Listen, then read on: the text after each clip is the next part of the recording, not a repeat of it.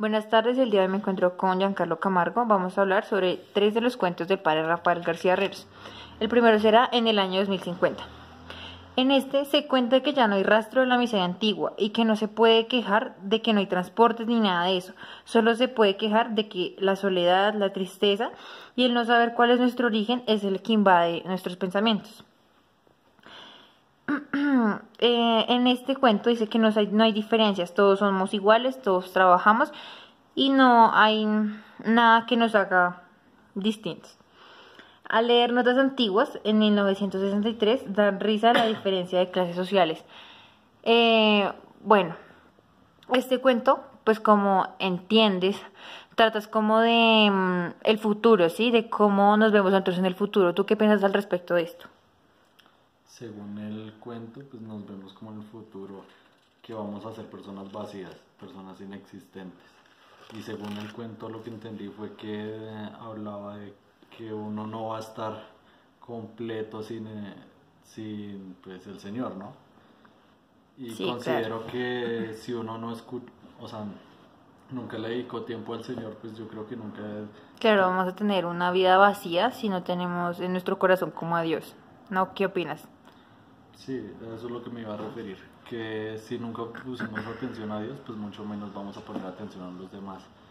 Se hizo como, según el cuento, 50 años después, que como una vida de personas egocéntricas, que solo se concentraban en ellas mismas y no Exacto, y lo que también tenían que ver. egoístas porque solo pensamos como en nuestra felicidad física y no nuestra felicidad espiritual. Bueno, el segundo cuento se llama El distinguido caballero. Este trata sobre un hombre con recursos, hacendado, profesional, que vive desesperado, intranquilo e infeliz. Es una persona egoísta, solo piensa pues lógicamente en sí mismo y no le importa el sufrimiento de las demás personas.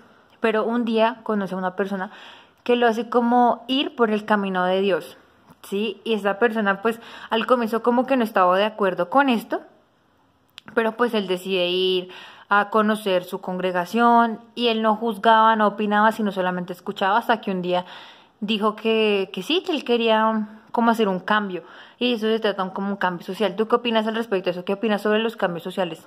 O sea que según el cuento dice que las personas que escuchan son las que llegan más lejos, ya que si, si están atentas pueden lograr muchos cambios en la sociedad y poner ese ejemplo, hacerlo para que... Claro, exactamente. Y más, digamos, tenemos a Dios en nuestros corazones, porque sería un destino, un camino sin un punto fijo, ¿sí? Sin una meta, porque todo lo hacemos como por inercia y no como tal, porque sintamos la necesidad de que estamos acá por un motivo en este plano.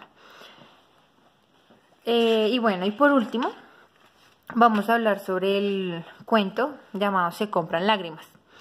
Bueno, un breve resumen de este cuento es sobre un hombre que compra lágrimas y las que más le satisfacen a él son las de las madres dolientes y todas las personas que sufren, ¿sí? Y pues un día un sacerdote leyendo la palabra de Dios se sintió muy adolorido de ver cómo está el mundo, entonces él lloró sobre una almohadita, unos niños lo encontraron y se lo llevaron al comprador de lágrimas. Entonces, este dijo que esas lágrimas eran las mejores que había conseguido, ¿sí? Y así mismo se alimentó de ellas y como nadie sabía su nombre, ahí luego se enteraron de que se llamaba El Mundo, ¿sí? Entonces lo que hace referencia a este cuento es que como que todo se alimenta del dolor de las demás personas, porque qué más dolor que el dolor de una madre ver a su hijo sufrir, o de un sacerdote, o bueno, alguien creyente viendo cómo se encuentra el mundo, ¿no? Entonces, ¿tú qué opinas al respecto de esto?